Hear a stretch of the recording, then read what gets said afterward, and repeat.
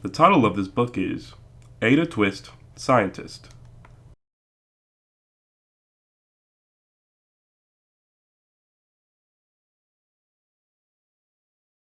Written by Andrea Beaty, illustrated by David Roberts.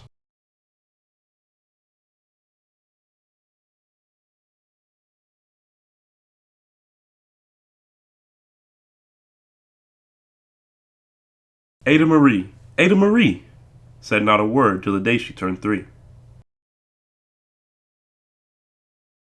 She bounced in her crib and looked all around, observing the world but not making a sound.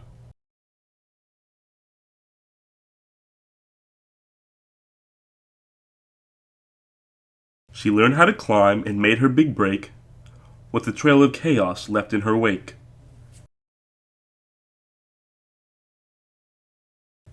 She ran through the day, chasing each sound in sight, and didn't slow down till she conked out at night.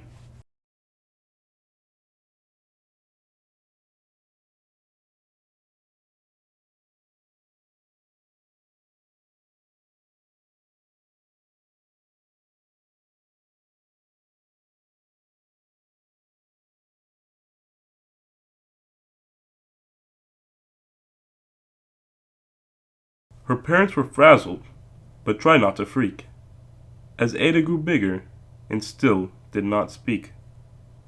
Clearly young Ada, with lots in her head, would have something to say when it ought to be said.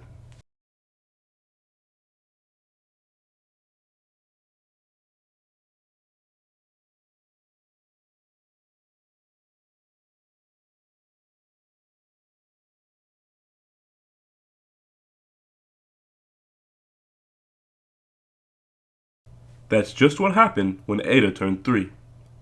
She tore through the house on a fact-finding spree, and climbed up the clock just as high as she could. Her parents yelled, "Stop!" as all good parents would.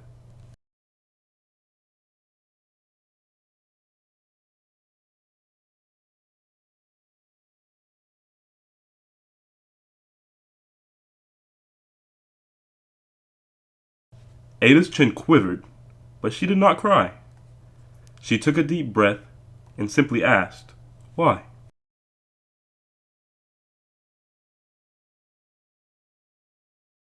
Why does it tick, and why does it talk? Why don't we call it a granddaughter clock? Why are there pointy things stuck to a rose? Why are there hairs up inside of your nose? She started with why, and then what, how, and when. By bedtime, she came back to why, once again.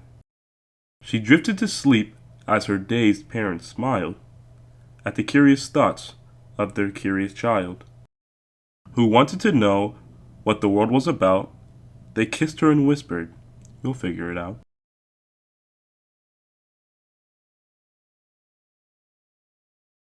Her parents kept up with their high-flying kid, whose questions and chaos both grew as she did.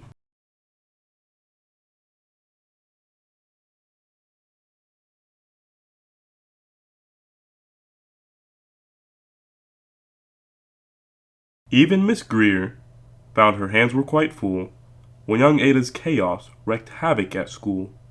But this much was clear about Miss Ada Twist. She had all the traits of a great scientist.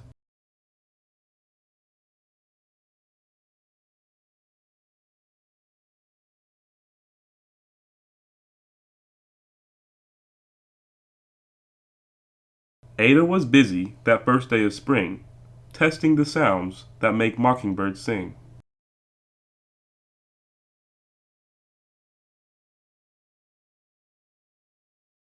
When a horrible stench whacked her right in the nose, a pungent aroma that curled up her toes. "Zowie," said Ada, which got her to thinking, what is the source of that terrible stinking? How does a nose know there's something to smell? And does it still stink if there's no nose to tell?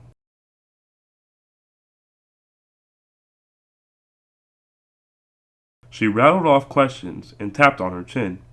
She'd start at the start, where she ought to begin. A mystery, a riddle, a puzzle, a quest.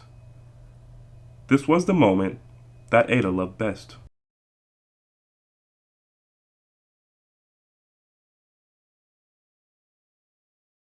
Ada did research to learn all she could of smelling and smells, both the stinky and good.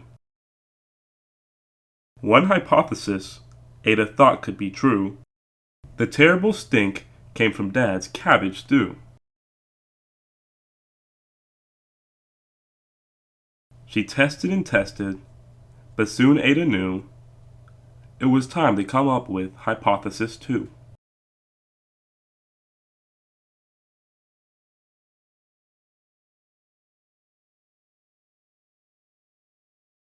Then, zowie, the stink struck again, just like that.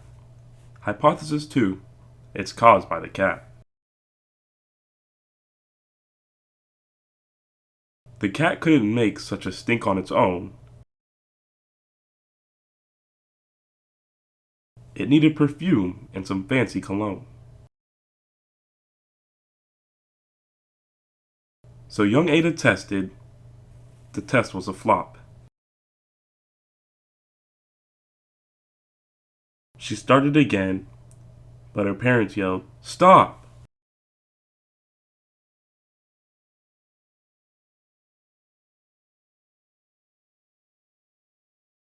Ada Marie, Ada Marie. To the thinking chair now, by the time we count 3. Enough, said her mother. That's it, said her dad. Her parents were frustrated, frazzled, and mad. Why? Ada questioned. Her mother said no. What? Ada queried. Her father said go.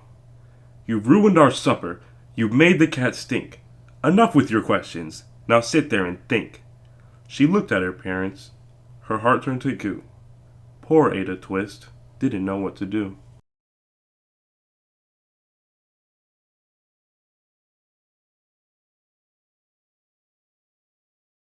She sat all alone by herself in the hall, and Ada once more could say nothing at all. And so Ada sat, and she sat, and she sat, and she thought about science and Stu and the cat, and how our experiments made such a big mess. Does it have to be so? Is that part of success? Our mess is a problem.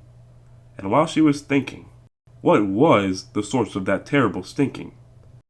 Ada Marie did what scientists do. She asked a small question, and then she asked 2. And each of those led her to 3 questions more, and some of those questions resulted in 4. As Ada got thinking, she really dug in. She scribbled her questions and tapped on her chin. She started at why, and then what, how, and when. At the end of the hall, she reached why once again.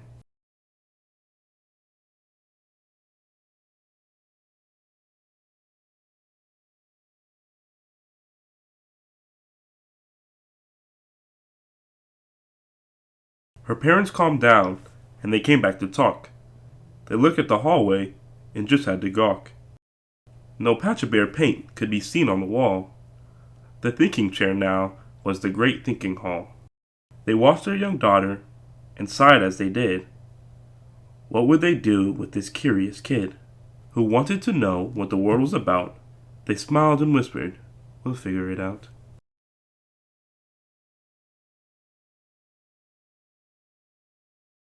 And that's what they did, because that's what you do when your kid has a passion and heart that is true. They remade their world, now they're all in the act of helping young Ada sort fiction from fact. She asks lots of questions. How could she resist? It's all in the heart of a young scientist.